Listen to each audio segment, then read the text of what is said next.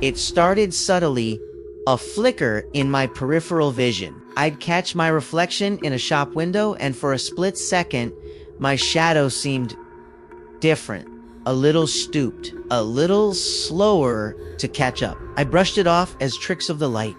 Late nights at the office, making my eyes play games. But then, the differences became harder to ignore. One morning, as I stood before my bathroom mirror, the shadow cast on the wall behind me wasn't mine. It had wrinkles etched around its eyes, a slight tremor in its hand as it mimicked me raising my toothbrush.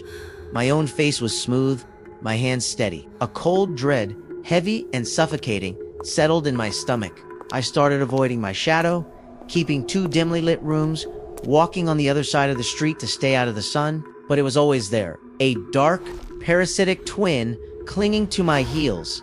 It aged rapidly. Within a week, its back was hunched, its movements labored and slow. I'd be walking briskly, and it would drag behind me like an anchor, a grotesque pantomime of old age. People on the street would give me strange looks, their eyes flicking from me to the decrepit shape trailing behind. I could hear their whispers, wondering why a young woman was being followed by such a weary, old silhouette.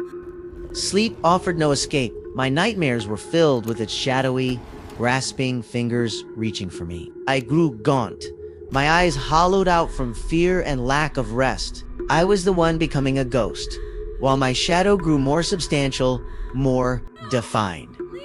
The final horror came last night. I was huddled in my bed, curtains drawn, every light off. But a strange, gray light emanated from the corner of the room. It was my shadow, standing on its own, detached from my body. It was no longer stooped, but stood tall, its form solidifying. Its face, once a featureless smudge, now held a cruel, familiar smile. My smile, as it stepped out of the darkness and into the moonlight filtering through the window.